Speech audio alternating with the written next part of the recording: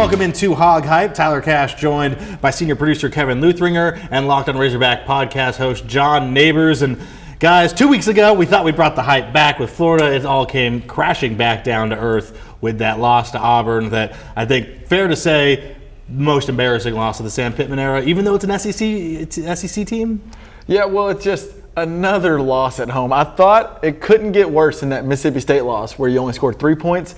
But to see an Auburn team that, let's be honest, isn't a great team come in and just beat the brakes off of, and really it felt like it could have been a lot worse. That was about as embarrassing as it's been under Sam Pittman. I was shocked. Like, we've seen him lose games all year long, but to lose it in a way to where you were out of it by the time, was it 6 snaps? Yeah. You know, it was just 14-0. Like, it was just crazy how quickly that moved and how it changed. And it just killed any sort of good vibes and good momentum that you felt like you had at all.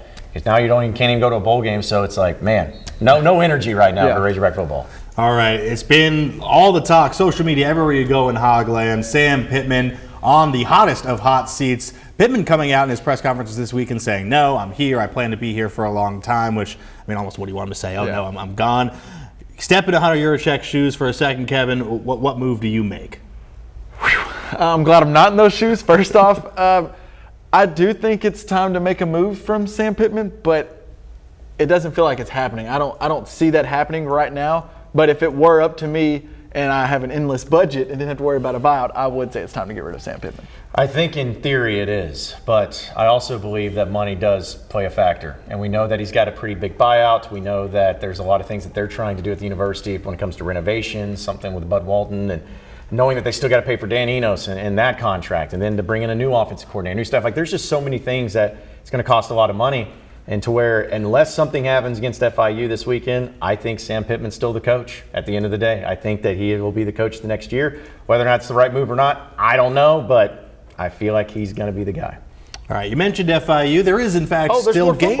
Yeah, there's two games left. Before we get to Black Friday and the battle line rivalry in all its glory, they get to play Florida International, a team that, last I checked, the Hogs are floating at about 30-point favorites or so at home. Any reason to worry here, Kevin? I don't think so. I feel like we should be very confident going into this one, but now I don't know what to think with this team. The only way Sam Pittman is gone is if somehow they lose this game to FIU, but I would assume they win this game probably by double digits, 14 points at least. I wish I could be that confident. I mean, this team has played their worst games at home this year. Yeah. And that is the most egregious thing. One of the most egregious things of the season is this past weekend against Auburn, against Mississippi State, against BYU, against all these different teams at home, where even Kent State, the game you won, he didn't look good. Yeah. So that's where my concern is like this team has not even proven that they can win consistently, but especially at home. Crowd's not going to be big. I think Arkansas wins, but I feel like it's going to be one of those Chad Morris vibe of like a 20-13 type of game. That's where you just don't feel good after the win. Where it's like, what did I just watch? Why did I just waste my time? Yeah. Yeah, shows you where we are, that's the name we're bringing up, but those are the vibes right now. All right, Arkansas and Florida International coming your way 6:30 p.m. Saturday night under the lights on ESPNU. And of course, we'll have all the highlights for you back here that night on THV 11.